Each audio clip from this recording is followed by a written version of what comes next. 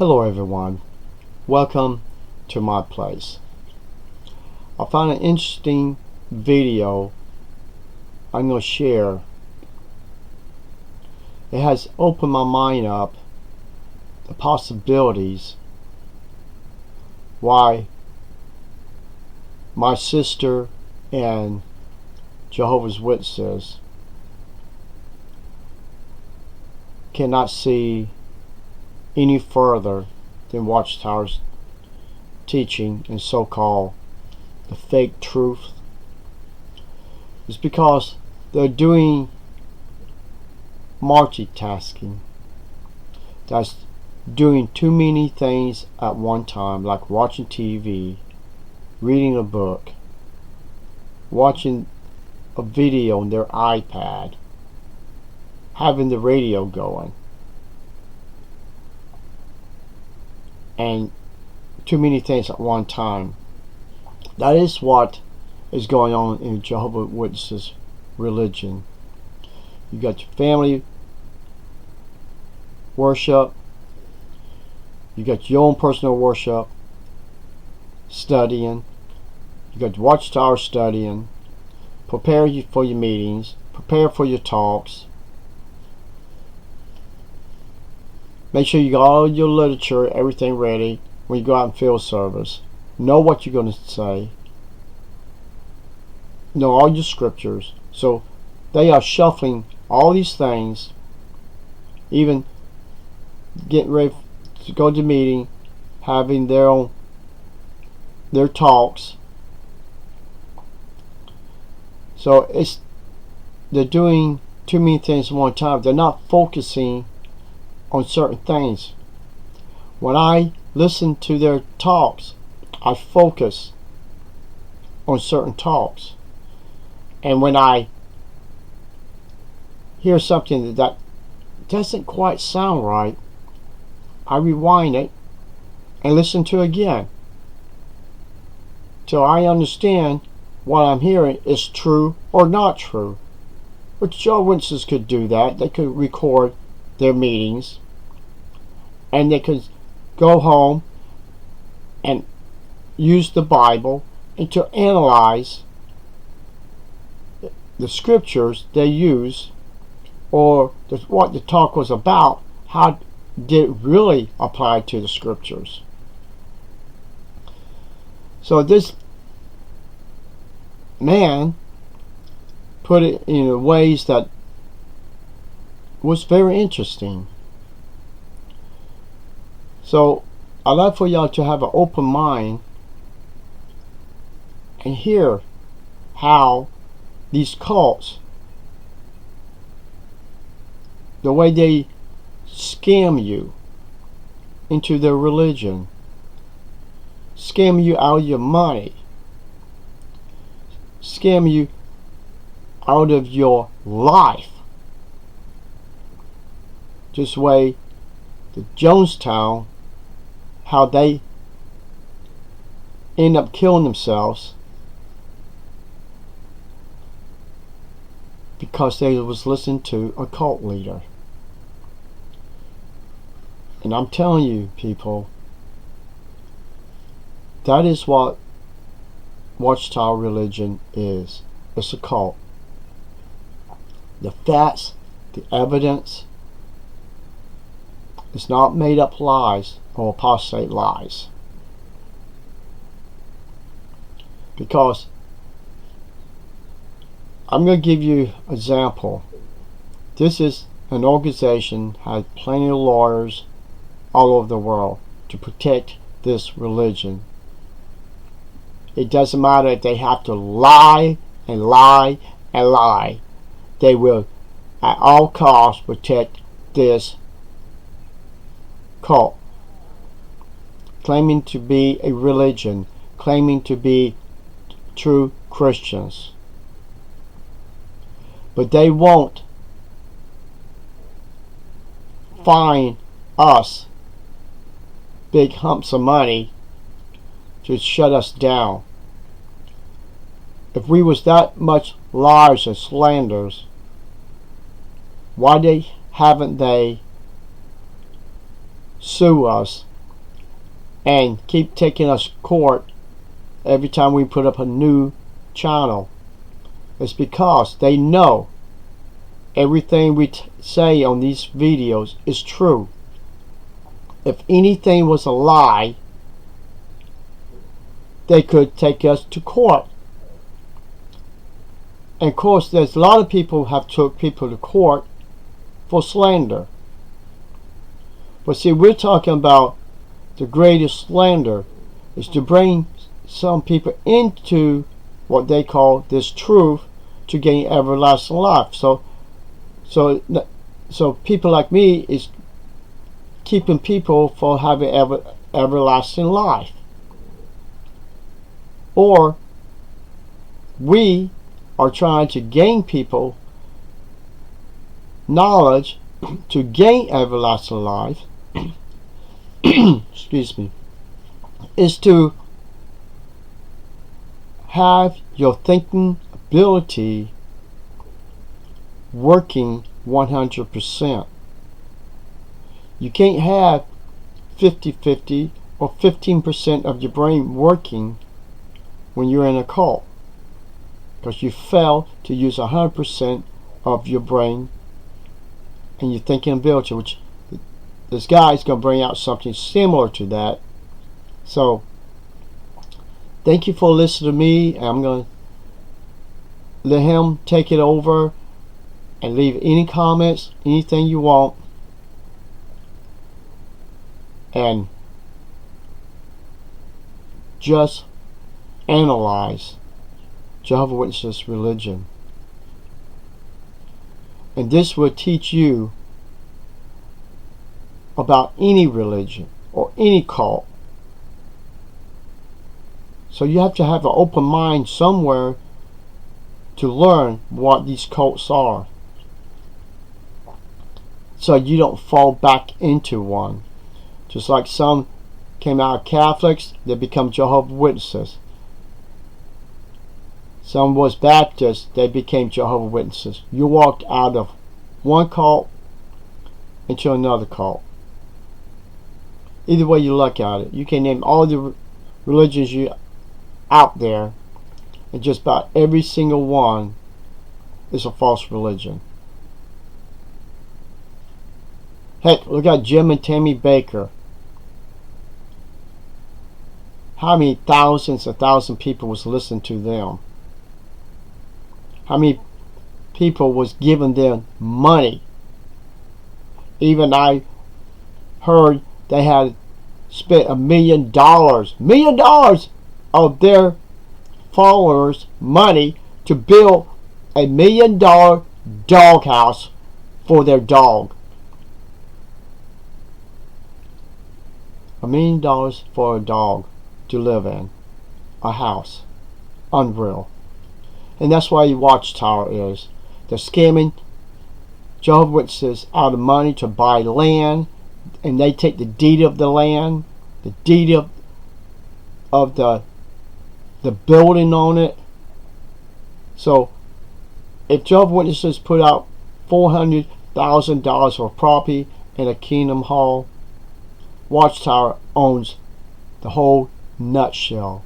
So they can kick them out, sell the land, property, everything on it, and none of that money returns to the people who it was their hard-earned money. They worked, thought they was doing a good deed for the Watchtower to bring more people into the so-called truth.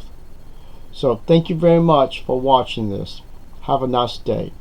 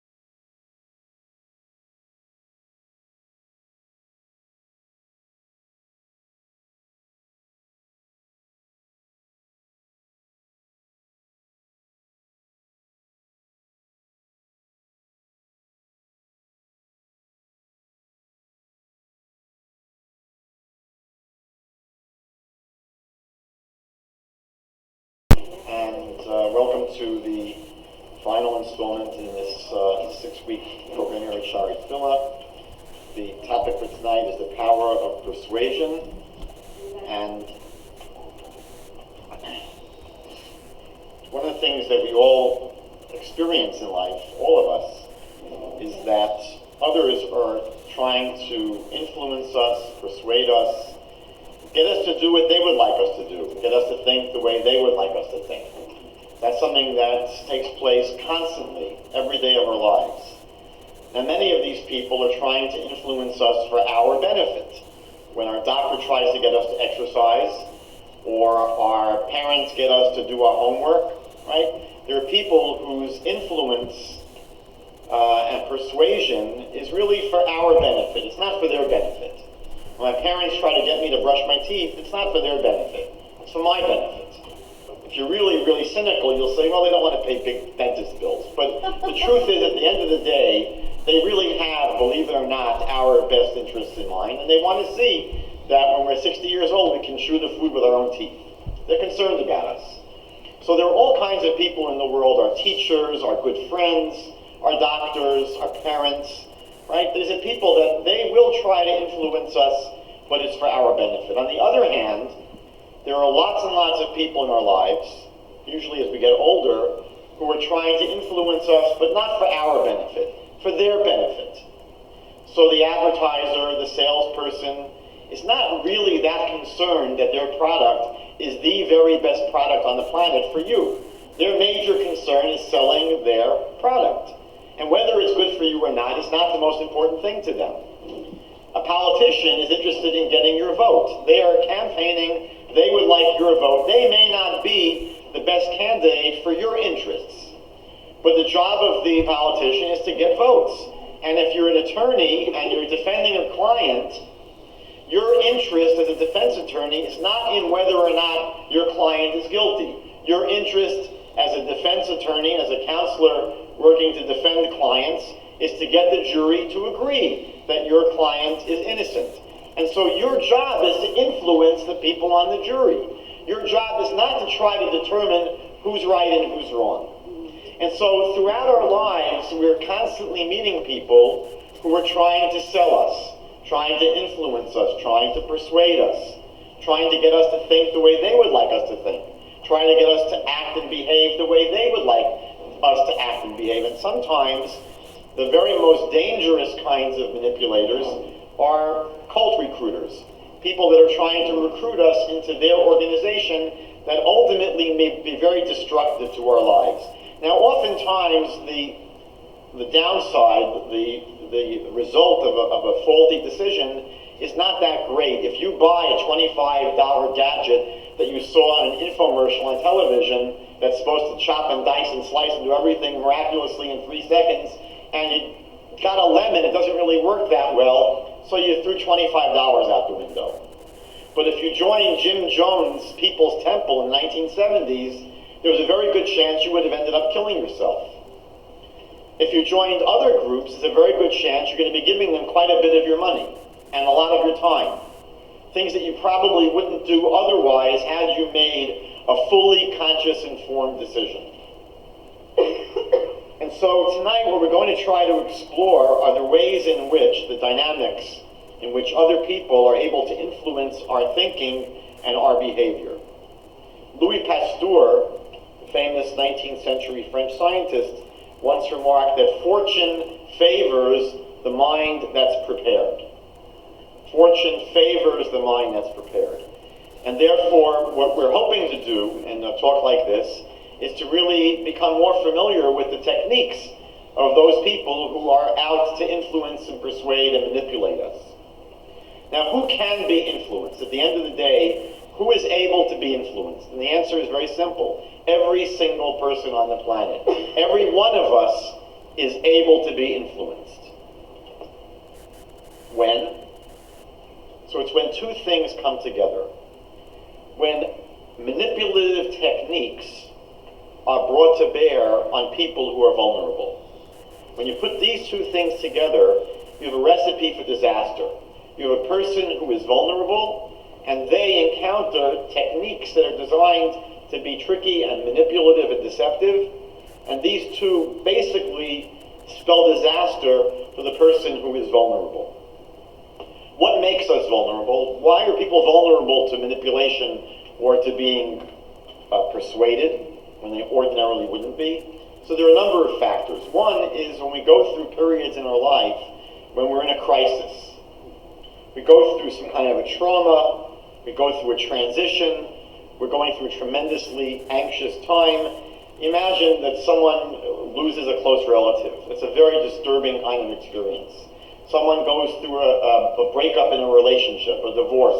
Someone moves to a new city and doesn't know anyone. Someone comes to a new country, doesn't even know the language. They have to find a job. These are situations and transitions in life when you're in a new place and new surroundings and things are very, very not familiar to us. We don't have our normal support system. And then there are times in life when we're going through a personal crisis. We might feel very, very guilty about something. I did something horrible, and I feel very, very guilty about it. I'm not my normal self anymore. I'm walking on eggshells psychically.